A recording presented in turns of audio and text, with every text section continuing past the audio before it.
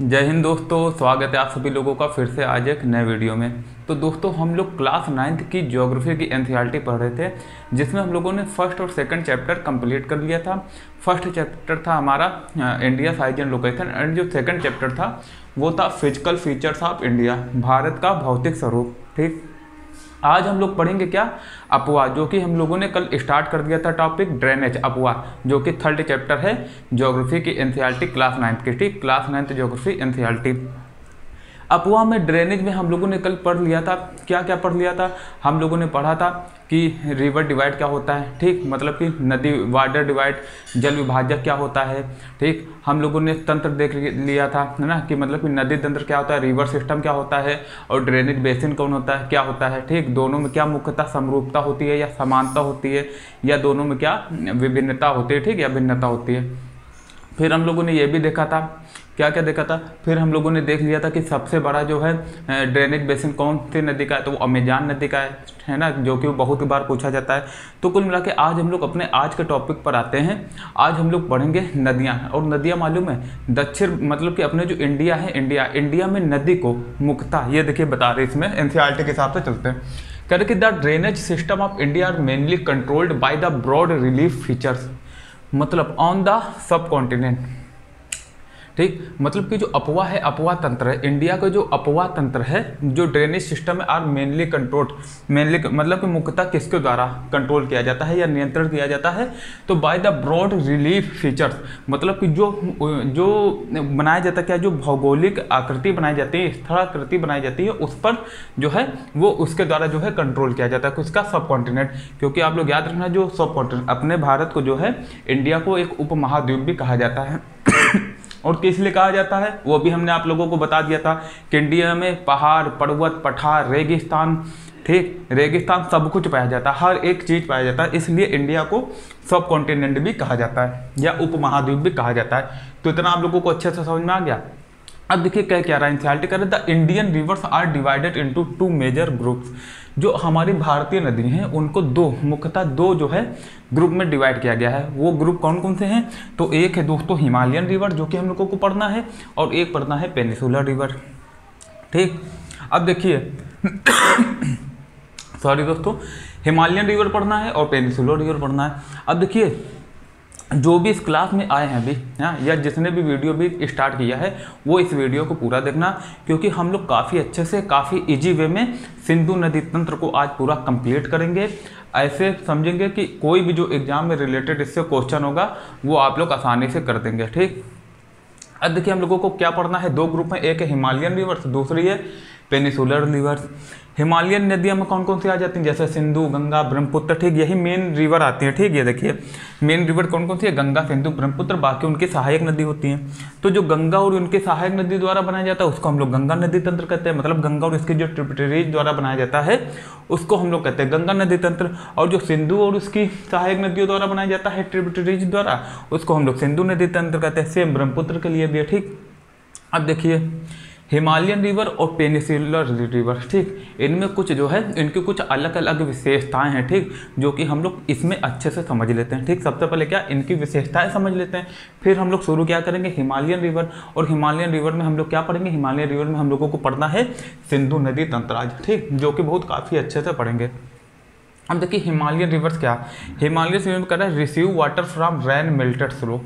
भैया जो Himalayan river होती है, हिमालयन रिवर, हिमालय जो नदियाँ होती हैं, इनको जो मालूम है पानी कहाँ से मिलता है, इनको जल जो है कहाँ मिलता है, जो इनमें जल धारण करने की क्षमता है वो अधिक क्यों होती है, या मतलब कि जल धारण इनमें ज़्यादा क्यों होता है, क्योंकि इनको बारिश से तो जल मिलता ही है, बारिश से तो जल मिलता है, लेकिन ये काफ़ी ऊंचाई से निकलती हैं। कहाँ से, हिमालय से, और ऊंचाई में होने के कारण, हाइट में होने के कारण वहाँ पर ग्लेशियर पाए जाते हैं, या हिमानी बर्फ की नदियाँ जिसको हम कहते हैं हिमानी। ठीक, जो स्नो रिवर्स होती है जमी हुई, बर्फ से जमी हुई, ठीक, ग्लेशियर जो होते हैं, या हम लोग इसको कह सकते हैं मेल्टेड स्नो। कहाँ गया, मेल्टेड स्नो, ठीक, मेल्टेड स्नो पेरिनल। देखिए पेरिनल का मतलब हो गया बारहमासी, ये अभी हम लोग पढ़ेंगे। Receive water from rain and melted snow, मतलब कि बारिश के द्वारा भी पाती हैं, बारिश के द्वारा भी इसमें जल भरा रहता है। और किसके द्वारा भरा रहता है, और जो हिमालय जो बर्फ की नदी होती है, जो वर्ष भर जमी रहती है ना, यही रीजन है कि जो हिमालय नदियाँ होती हैं वो मौसमी नहीं होती, वो बारहमासी होती हैं। इनकी एक विशेषता क्या है, ये पेरिनियल है, मतलब कि इसका मतलब होता है क्या, बारहमासी, याद रखना, बारहमासी, मतलब कि ये जो नदियां हैं वो बारहमासी होती हैं। क्यों, क्योंकि इसमें बारिश के द्वारा तो जल मिलता ही है, लेकिन जब बारिश नहीं भी होती है तो जो हिमानी होती है, जो ग्लेशियर होते हैं, वो जब पिघलना स्टार्ट होते हैं तो वहाँ से इनको जो है पानी मिलता रहता है। तो यही रीजन है कि जो ये हिमालयन रिवर हैं वो बारहमासी होती हैं, जबकि जो पेनिसुलर रिवर है वो क्या होती है, सीजनल होती है। देखिए क्या, their flow is dependent on rain flow, इनका जो बहाव है, बहाव की गति है, जो कुछ है, बहाव से रिलेटेड जो कुछ भी है, अवसाद या सेडिमेंट, जो सेडिमेंट जो ये इकट्ठा करती हैं या इरोजन करती हैं, वो सब किस पर निर्भर है, इनके फ्लो। और इनका फ्लो किस पर निर्भर है, रेनफॉल पर, है ना। इनको कोई हिमानी नदियाँ तो मिल नहीं रही है, मतलब कि जब भी मेल्टेड स्नो वाली तो नदियाँ मिल नहीं रही है, तो इसमें क्या है, ये लोग रेनफॉल, ये लोग बारिश के आधार पर, बारिश पर ही निर्भर रहते हैं। किस पर, बारिश पर। ये जो नदियाँ हैं ये बारिश पर ही निर्भर रहती हैं। समझ में आया आप लोगों को, ठीक। अब जब बारिश पर निर्भर रहेंगे तो सिंपल सी बात है, ये सीजनल होंगी, मतलब इनको क्या कहा जाएगा, मौसमी नदियाँ। क्यों, क्योंकि भैया जब बारिश नहीं होगी तो इनका जो पानी है वो सूख जाता है, ठीक, तो इसलिए इनको सीजनल कहते हैं। तब इनमें उतना बहाव नहीं होता और कहीं कहीं तो सूख जाता है पूरा। फिर देखिए ये कह रहा है लॉन्ग, ये जो है काफ़ी लंबी हैं, काफ़ी लंबी है, ठीक। लंबी कैसे है, मतलब कि हम लोग ने पढ़ा है कि जो ये हिमालय से निकलती हैं, हिमालय से, और इतनी वेग से निकलती हैं, काफ़ी वेग से निकलती हैं, और इतना ज़्यादा पानी होता है कि काफ़ी दूरी तय कर लेती हैं, ठीक, काफ़ी दूरी तय। और एक तो हिमालय से ही उतरते समय कितना काफ़ी दूरी उनको मिल जाती है, फिर आगे उत्तर भारत के मैदान में इनको काफ़ी अच्छी ढाल मिल जाती है, ठीक, काफ़ी अच्छी ढाल मिल जाती है, इसलिए ये जो है ये काफ़ी लंबी नदियाँ हैं, ठीक। और ये जो है इसमें लिखा है शॉर्टर, ये कौन सी है, मतलब कम लंबाई वाली है, ठीक, कम लंबाई वाली नदियाँ, शॉर्टर एंड सेलोवर कोर्स। और जो इनमें पानी है वो कैसा है, ये जो नदियाँ कैसी होती हैं, ये होती हैं छिछली, कैसी होती हैं, मतलब कि कम रेंज वाली, मतलब कम दूरी वाली, और कैसी होती है, सेलोवर, मतलब कि छिछला पानी होता है इनकी नदी का। कैसा होता है, सेलोवर पानी या छिछला पानी। अब देखिए इनमें जो कुछ चीज़ें हैं वो हम लोग अच्छे से समझ लेते हैं भैया। जिसे मान लीजिए हिमालय नदियाँ, ठीक, हिमालय नदियाँ, और हम लोगों ने पढ़ा था क्या, हम लोगों ने पढ़ा था कि जो ये हमारा जो हिमालय है वो कैसा है, वो यंग माउंटेन है, यूथ हिमालय है, मतलब कि यंग फोल्ड माउंटेन है, नया जो है वलित पर्वत है, वलित पर्वत है, युवा वलित पर्वत, मतलब कि यंग फोल्डेड माउंटेन है। अब भैया ये बताइए, जब ये यंग फोल्डेड माउंटेन है तो इसकी जो चट्टानें हैं वो कैसी हैं, वो भैया कम स्ट्रॉन्ग है ना, मतलब कि काफ़ी सॉफ्ट चट्टानें हैं। भैया जब सॉफ्ट चट्टानें होंगी तो नदी इसमें ऊपर से पानी बहाव बहुत तेज़ी से होगा, क्योंकि ऊपर ढाल देखिए इनकी कितनी ज़्यादा है, स्नो, मतलब कि इसका जो स्लोप है काफ़ी ज़्यादा है, तो ढाल ज़्यादा होने की वजह से क्या होगा, नदियाँ काफ़ी तेज़ गति से गिरेंगी। और दूसरी बात, बर्फ, यहाँ वहाँ पर पानी भी ज़्यादा मिलता है, ग्लेशियर है बहुत, तो पानी ज़्यादा मिलेगा, प्लस बर्फ प्लस गति तेज, ऊपर से सॉफ्ट होगा। क्या सॉफ्ट, मतलब कि सॉफ्ट मुलायम चट्टानें होंगी, तो ये क्या करेंगे, नदियाँ यहाँ पर इरोजन ज़्यादा करेंगी, और जब इरोजन ज़्यादा करेंगी, बहुत इरोजन करेंगी, तो हिमालयन जो नदियाँ हैं, हिमालयन जो रिवर है, वो अपने साथ बहुत टाइप की आकृति बनाती हैं, बहुत सारी, जो कि पेनिसुलर रिवर में नहीं होता है। क्यों, एक तो जो पेनिसुलर रिवर है ये काफ़ी प्राचीन, प्रायद्वीपीय, जो हमारा पेनिसुलर जो पार्ट है इंडिया का, जो प्रायद्वीपीय भाग है वो काफ़ी प्राचीन है, ठीक, वहाँ जितना इरोजन होना था हो चुका, अब वो काफ़ी टक, मतलब कि काफ़ी हार्ड रॉक है, काफ़ी कठोर चट्टाने हैं। ये जो है पर्वत, ये बना है सेडिमेंट्री रॉक से, मतलब कि अवसादीय चट्टान से, और जो ये है पूरा का पूरा ये एरिया किससे बना है, ये बना हुआ है इग्नियस, जो कि हम लोगों ने पढ़ा था, आग्नेय चट्टान, मतलब कि इग्नियस रॉक, और किससे बना था, और बना था हमारा रूपांतरित जो रॉक है, रूपांतरित, ठीक। इतना समझ में आ गया आप लोगों को। अब देखिए, तो यहाँ से जब जितना ज़्यादा अवसाद ले जाएंगे तो ये लोग आकृति जो है, ठीक, एक से एक जो है आकृति बनाएंगे, ठीक, एक से एक टोपोग्राफी भी क्रिएट करते हैं। जैसे कि हम लोगों ने देखा था भाबर का क्षेत्र, तराई का क्षेत्र, फिर हम लोगों ने देखा था खादर बांगर, ये सब देखा था ना अच्छे से, तो सेम। और ये जो है पेनिसुलर रिवर वो ऐसा नहीं कर पाती, क्यों, ये देखिए इनका जो आर्गुमेंट सेंट्रल हाईलैंड, ये तो चलिए अभी हम लोग पढ़ लेंगे, ठीक। तो इतना आप लोग समझ गए, यही रीजन है, ये यूथ हिमालय है, युवा पर्वत, इसलिए carry huge load of silt, काफ़ी मात्रा में या काफ़ी विशाल मात्रा में काफ़ी लोड के साथ ये बहती हैं, किसके, सिल्ट और सैंड, रेत, फ्रॉम अब बनाते क्या है इससे, ये बनाते हैं इससे मेंडर्स। मेंडर्स मतलब हो जाता है, मेंडर्स का मतलब हम लोग कह सकते हैं क्या, मेंडर का मतलब होता है विसर्प। विसर्प जैसे मान लीजिए नदी बह रही है, ठीक, इसमें देखिए 4-5 आप लोगों को आकृति देखने को मिलेगी। पहले हम लोग पेनिसुलर रिवर कंप्लीट कर ले है ना, फिर हम लोग इसकी आकृति देख लेते हैं। पेनिसुलर जो रिवर है their flow is dependent on rainfall, जो कि हम लोग ने पढ़ लिया। ये सीजनल होती है, मौसमी होती है। शॉर्टर मतलब कि कम, मतलब इनकी लंबाई कम होती है, ठीक। और जो ये होती है छिछला होता है, इनका जो पानी होता है, जो नदी होती है छिछली होती है। ऑर्गेनेट, इनका ओरिजिन क्या है, ओरिजिनेट के मतलब कि ये ओरिजिन कहाँ से होती है, इनका उद्गम कहाँ से, तो देखो कुछ तो होती है सेंट्रल हाईलैंड से, ठीक। और जो सेंट्रल हाईलैंड से कुछ किधर की तरफ बहती हैं, हम लोगों ने क्या पढ़ा था, हम लोगों ने पढ़ा था ऊपर की तरफ बहती हैं, दक्षिण पश्चिम की तरफ कुछ बहती हैं, पढ़ा नहीं था हम लोगों ने, केन, बेतवा, ये सब पढ़ा था ना नदी। ये कैसी बहती हैं, ये उनका ढाल ऊपर की तरफ है, तो वो लोग साउथ वेस्ट से किधर, साउथ वेस्ट से नॉर्थ ईस्ट की तरफ बहती हैं। जिसने पहला अगर लेक्चर देखा होगा तो उसको समझ में आ गया होगा। फिर देखिए क्या होता है, देखिए पूरा कंसंट्रेशन आप लोग करना, ठीक, तभी आप लोगों को समझ में आएगा, है ना। ये चैप्टर ही ऐसा है। अब देखिए समझा। फिर कह रहा है कि सेंट्रल, और हम लोगों ने ये भी पढ़ा था कि जो दो नदियां हैं वो जो मतलब कि प्रायद्वीपीय नदियां ज़्यादातर कहाँ बहती हैं, ज़्यादातर बहती हैं, ये देखिए लिखा है, जो मोस्टली हैं रिवर्स हैं वो कहाँ बहती हैं, बे ऑफ बंगाल में गिरती हैं, मतलब कि बंगाल की खाड़ी में। मतलब कि उनका स्लोप, मतलब उनकी डायरेक्शन क्या होती है, उनकी डायरेक्शन होती है वेस्ट टू ईस्ट, मतलब कि पश्चिम से पूर्व। लेकिन कुछ नदियाँ वैसी भी हैं जो मध्य उच्च भूमि में किधर बहती हैं, वो इधर बहती हैं पूरब से पश्चिम की तरफ। और इसमें हम लोगों ने पढ़ा था नर्मदा और तापी। ऐसा क्यों है, क्योंकि वो रिफ्ट वैली में बहती हैं, भ्रंश घाटी में। जब हम लोग पढ़ेंगे आगे नदियाँ तो उसमें ये जो चैप्टर है वो अच्छे से समझ लेंगे। समझ में आया इतना आप लोगों को। अब देखिए बात कर रहा है, अच्छा देखिए इनकी जो मेन रिवर है वो महानदी, गोदावरी, कृष्णा, कावेरी। और देखिए इनका जो क्रम है वो भी लाइन से है, सबसे ऊपर महानदी, फिर गोदावरी, फिर कृष्णा, फिर कावेरी। तो आप लोग याद रखना। और हम लोग ने पढ़ा था कल कि महानदी के डेल्टा के नीचे ही कौन सी झील स्थित है, चिल्का झील। कौन सी, चिल्का झील स्थित है, मतलब जो उड़ीसा में पाई जाती है ना। और जो खारे पानी की सबसे बड़ी झील है कहाँ, अपने इंडिया में। अब देखिए इतना समझ में आ गया। अब देखिए हम लोग समझ लेते हैं तुरंत ये जो आकृति बनाते हैं। अच्छा हाँ देखिए ये जो है ये अपने साथ उतना मतलब कि उतना अवसाद नहीं ला पाती है नदियाँ, तो ये लोग आकृति नहीं बनाती। एक तो इनकी ढाल वैसी नहीं होती है, ठीक, इनकी ढाल नहीं होती है, ठीक। और दूसरी बात जो है इनको वर्षा के द्वारा, मतलब कि सिर्फ वर्षा के द्वारा पानी मिलता है, ठीक, उसके द्वारा मिलता नहीं है। किसके द्वारा, हिमानियों के द्वारा, है ना। तो इनमें जो है जल धारण, मतलब कि जल हिमालय नदियों के तुलना में काफ़ी कम होता है, ठीक। तो इसलिए ये जो है हिमालय नदियों की तरह ये सब जो टोपोग्राफी नहीं बना पाती है, ठीक। क्या क्या देखिए कौन कौन सा। सबसे नंबर 1 पर मेंडर्स है। एक ही चित्र में हम लोग सबको समझ लेंगे। ये मान लीजिए ये एक नदी है, ठीक, ये क्या है, ये एक नदी बह रही है पूरी।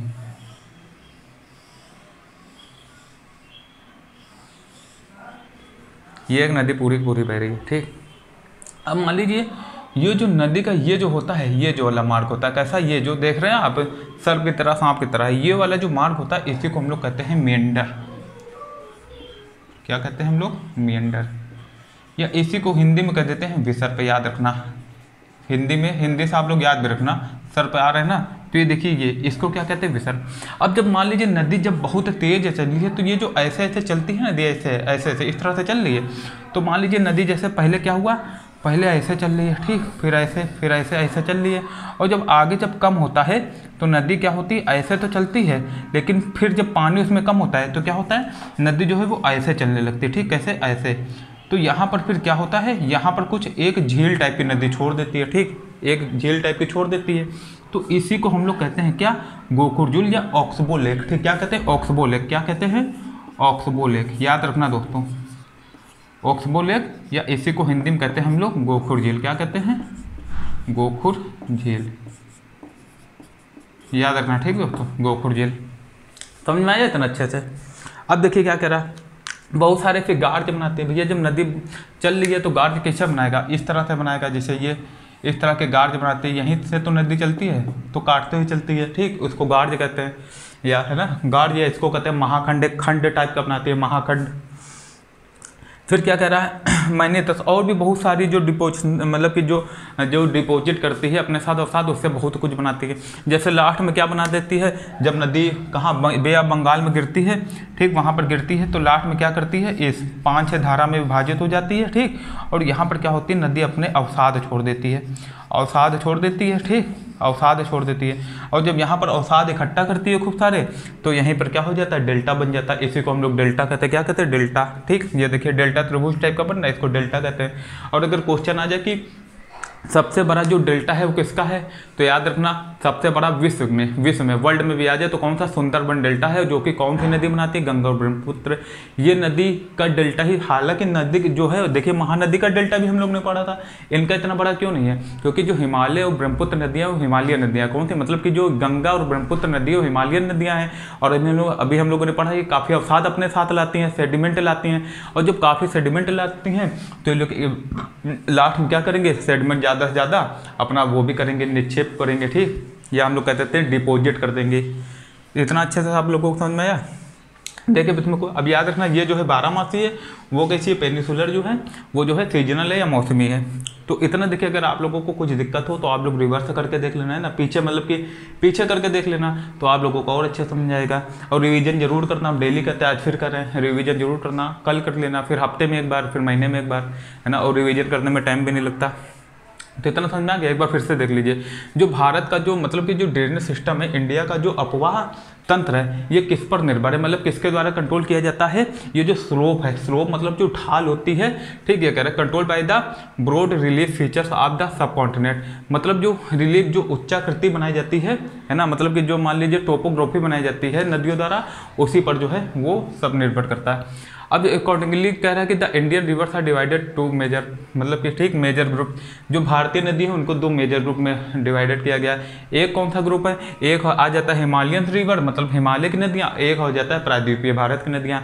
तो आज हम लोगों को पढ़ना था क्या, हिमालय नदियाँ शुरुआत करेंगे, और हिमालय नदियों में सबसे पहले क्या पढ़ेंगे, सिंधु नदी, है ना। हालांकि हिमालय नदी में 3 तंत्र पढ़ना है, एक सिंधु नदी तंत्र, दूसरा हम लोगों को गंगा नदी तंत्र, और जो तीसरा है हमारा वो कौन सा पढ़ना है, ब्रह्मपुत्र रिवर सिस्टम, ठीक, याद रखिए। तो इसका आप लोग स्क्रीनशॉट ले लीजिए, एक बार फिर से यहाँ देख लीजिए। विसर्प मतलब ये जो आकृति है ये वाली इधर की, इसी को हम लोग कहते हैं विसर्प, क्या कहते हैं, विसर्प कहते हैं। और जब यही मान लीजिए नदी जो है, जब इसका आगे चल के वेग मान लीजिए पानी कम आ रहा है, ठीक, तो ये जो है यहाँ इतना सा छूट जाता है एरिया, ठीक, एक झील टाइप की, उधर पानी इकट्ठा हो जाता है, तो इसी को हम लोग कहते हैं गोखुर झील या ऑक्सबो लेक, ठीक, समझ आ गया आप लोगों को। अब हम लोग शुरुआत क्या करते हैं, शुरुआत करेंगे हम लोग हिमालय रिवर से, और उसमें सबसे पहले पढ़ेंगे हम लोग क्या, सिंधु रिवर सिस्टम या सिंधु नदी तंत्र, ठीक।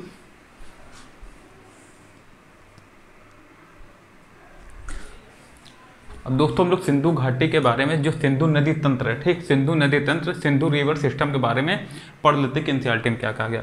देखिए इसका जो ओरिजिन है वो होता है Indus rises in Tibet, Tibet से होता है, ठीक, तिब्बत से इसका ओरिजिन होता है, ठीक। जैसे मान लीजिए ये है, ठीक, तो यहाँ पर कहीं तिब्बत के आसपास से होता है, कहाँ से होता है, यहाँ पर कहीं तिब्बत के आसपास से इसका ओरिजिन होता है, ठीक, वहाँ तो ओरिजिन होता है। और नियर लेक मानसरोवर झील, कहाँ पर, मानसरोवर झील के पास, ठीक, मानसरोवर झील के पास, ठीक, जो कि चीन के अंडर में आता है, ठीक।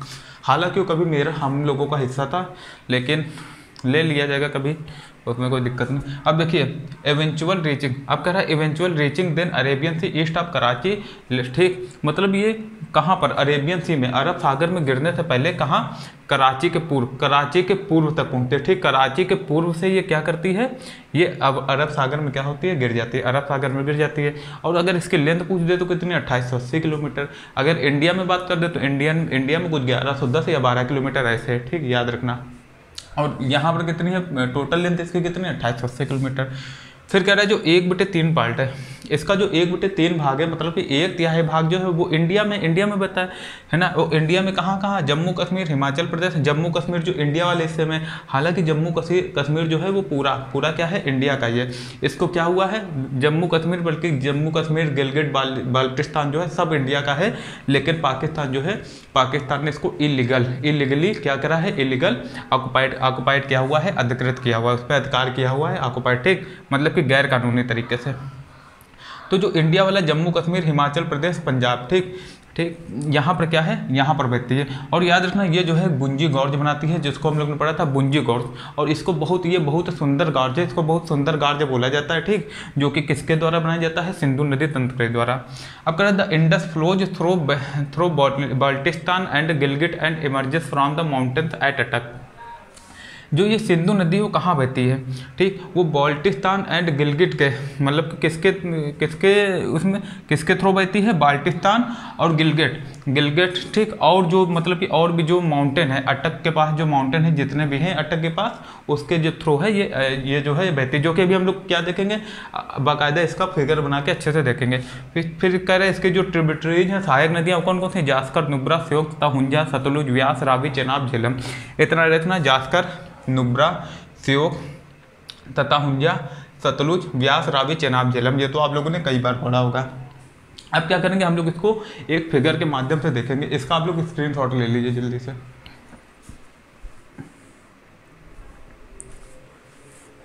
अब दोस्तों हम लोग इस चित्र के माध्यम से सिंधु रिवर सिस्टम का पूरा सिस्टम समझेंगे, मतलब सिंधु नदी का पूरा सिस्टम समझेंगे, सारा तंत्र समझेंगे, ठीक। देखिए जो सिंधु नदी है ये तिब्बत में सानो ख्याबाओ के पास, ठीक, सानो ख्याबाओ के पास इसका उद्गम होता है, कहाँ होता है, वहाँ पर। और जहाँ मानसरोवर झील, जो कि अभी हम लोग ने पढ़ा था, एनसीईआरटी में कहा गया था, मानसरोवर झील के पास उद्गम होता है। फिर वहाँ से क्या होता है दोस्तों, फिर वहाँ से ये जम्मू कश्मीर, मतलब भारत में इंटर कहाँ होती है, भारत में इंटर होती है दमचोक वाला जो इलाका है, दमचोक का जो इलाका है वो जम्मू कश्मीर के पास, वहाँ पर एंट्री होती है। फिर वो सीधे जाती है, फिर उसके बाद क्या होता है, इधर से श्योक और जो नुब्रा नदी है, सबसे पहले जो श्योक नदी है वो इस पर आके मिलती है, ठीक। याद रखना, अगर पूछ दे, देखिए ये जैसे हम खड़े हैं, ये हो गया राइट, जो इधर से मिलेगी वो राइट होगी, और जो नीचे से मिल रही होंगी वो लेफ्ट होंगे, ठीक। तो अगर पूछ दे कि राइट साइड से मिलने वाली नदियाँ कौन सी, तो ये हैं, और लेफ्ट से अगर पूछे तो इधर से होगी, ठीक, याद रखना। फिर यहाँ पर क्या होता है, नुब्रा और श्योक नदी जो है ये यहाँ पर आके इनसे मिलती हैं। फिर उसके बाद आगे जो है यहाँ जो चिल्लास वाला इलाका है, यहाँ पर ये भारत से बाहर हो जाती है, मतलब भारत से निकल जाती है या एग्जिट हो जाती है, जो सिंधु नदी की बात कर रहे हैं। लेकिन याद रखना, अगर पूछ दे सिंधु नदी में लेफ्ट से, मतलब कि राइट से, दाएं तरफ से जो आने वाली नदी है कौन कौन सी, उसकी सहायक नदी, तो एक तो नुब्रा और श्योक की होगी, ठीक, याद रखना हम लोग को, नुब्रा और श्योक। फिर यहाँ पर आगे जो है गिलगिट जो वाला इलाका है, यहाँ पर एक गिलगिट नदी बहती है, ठीक, वो यहाँ पर है, ठीक। फिर उसके आगे जाएंगे तो ये जो स्वात घाटी, इसको कहा जाता है पाक का स्वर्ग, मतलब पाकिस्तान का स्वर्ग, ठीक, पाकिस्तान का स्वर्ग कहा जाता है, याद रखना इसको। ये जो घाटी है इसको पाकिस्तान का स्वर्ग भी कहा जाता है। यहाँ से काबुल नदी आती है, कहाँ से, काबुल नदी आती है। फिर यहाँ से एक इस वाले इलाके में कुर्रम नदी आती है। फिर यहाँ पर गोमल नदी आती है यहाँ पर, ठीक। फिर लास्ट में जो है मिठानकोट में जो सारी नदी हैं आपस में मिल जाती हैं और कहाँ पर गिर जाती हैं, लास्ट में अरेबियन सी में, ठीक, याद रखना। फिर देखिए इसके बाद जो एक बेरीनाग झील है यहाँ से निकलती है, कौन, किशनगंगा नदी, मतलब कि एक बेरीनाग झील से कौन से निकलती है, एक यहाँ से नदी निकलती है, ठीक। और इसमें जो है ये जो किशनगंगा नदी है ये कौन है, यही जो है किशनगंगा। अगर पूछ दे किस नदी की सहायक नदी, तो याद रखना दोस्तों वो चेनाब नदी की सहायक नदी है, ठीक। हालांकि इस सिंधु नदी की तो है ही यही। फिर यहाँ से क्या है, किशनगंगा नदी निकलती है बेरीनाग झील के पास, किशनगंगा, और वो आके कहाँ मिल जाती है, वो सबसे पहले आके मिलती है चेनाब नदी में। और याद रखना चेनाब नदी क्या है, चेनाब नदी जो है ये चेनाब नदी दो नदी के रूप में निकलती है, एक धारा चंद्रा के नाम से, एक दूसरी धारा भागा के नाम से। लेकिन जब ये आपस में मिलती हैं तब यहाँ से इसका नाम पड़ जाता है चेनाब नदी। और याद रखना नदी कहाँ से निकलती है, बारालाचा दर्रा से। याद रखना चेनाब नदी कहाँ से निकलती है, बारालाचा दर्रा से। फिर यहाँ से होते होते वो यहाँ से क्या करेगी, यहाँ पर ये सीधे जाके मिलेगी कहाँ पर, सिंधु नदी से मिलेगी, ठीक, सिंधु नदी में मिलेगी। और जहाँ पर ये सारी नदी मिलती हैं वहाँ पर उसको कहते हैं पंचनद, क्या कहते हैं, पंचनद कहते हैं। लेकिन पहले आगे देख लेते हैं। फिर एक रोहतांग दर्रा है, यहाँ से निकलेगी रावी नदी। याद रखना रा से रावी, रा से रोहतांग दर्रा। रोहतांग दर्रा से कौन सी नदी निकलती है, रावी नदी निकलती है, ठीक। फिर ये यहाँ पर किससे मिल जाती है, चेनाब नदी से आके मिल जाती है, ठीक, चेनाब नदी नीचे से मिल रही, याद रखना। फिर उसके बाद जो है व्यास कुंड से एक नदी निकलती है, व्यास, कहाँ से निकलती है, व्यास कुंड से। और जो ये नदी है व्यास, यहाँ पर ये कपूरथला के पास किससे मिल जाती है, ये जो राकेशताल के पास एक नदी निकलती है सतलज, यहाँ पर मिल जाती है कपूरथला, यहीं पर जो है मिल जाती है, याद रखना आप लोग। फिर ये जो आगे जाके यहीं पर इस जगह कहाँ मिल जाती है, चेनाब से मिल जाती है आके, ठीक, चेनाब से मिल जाती है आके। फिर देखिए इसको आप लोग को मालूम कैसे पढ़ना है। और ये जो राक्षस ताल, इसको राक्षस ताल कहते हैं, ये तिब्बत के पास, इसका जो उद्गम कहाँ से होता है, ये सतलज नदी है वो राक्षस ताल, मतलब कि कहाँ पर, राक्षस ताल तिब्बत से होता है, याद रखना अच्छे से, ठीक। फिर ये जो आगे है यहाँ मिल जाती है, इतना ही हमारा सिंधु नदी सिस्टम। अब देखिए इसको आपको 2 से 3 बार अच्छे से पढ़ना पड़ेगा, तब ये जो चीज़ें हैं आपके माइंड में सेट होगी, ठीक, माइंड में सेट होगी, याद रखना। ये सिंपल सा जो है मैप टाइप का बना दिया गया है, बहुत ज़्यादा इसमें कारीगरी नहीं की गई है, हल्का फुल्का बना दिया गया है, आप लोग अच्छे से याद रखते हैं। साफ सब दिख रहा है कि ऊपर से कौन आ रही है, नीचे से कौन नदी, मतलब लेफ्ट साइड से कौन नदी जा रही है और राइट साइड से कौन नदी जा रही है, ठीक। इसका आप लोग अच्छे से स्क्रीनशॉट ले लीजिए, जिसमें आप लोगों को कोई दिक्कत ना हो कभी। तो आज के लिए दोस्तों इतना ही, ठीक, आज के लिए दोस्तों इतना ही। कल हम लोग पढ़ेंगे अपना गंगा रिवर सिस्टम जो है उसको। और देखिए गंगा जो रिवर सिस्टम उसको पढ़ना बहुत ज़्यादा जरूरी का है, क्योंकि जो 40% जो आबादी है गंगा नदी, उसको जीवन कहा जाता है इंडिया का, 40% आबादी उसी पर निर्भर है, गंगा नदी पे। तो उससे क्वेश्चन भी बहुत आते हैं, उसको और भी ज़्यादा अच्छे से, बहुत अच्छे से, डीपली अच्छे से पढ़ेंगे, ठीक। तो आज के लिए दोस्तों इतना ही, आप लोग अच्छे से पढ़ते रहिए, कल फिर मिलेंगे, जब तक के लिए थैंक यू सो मच।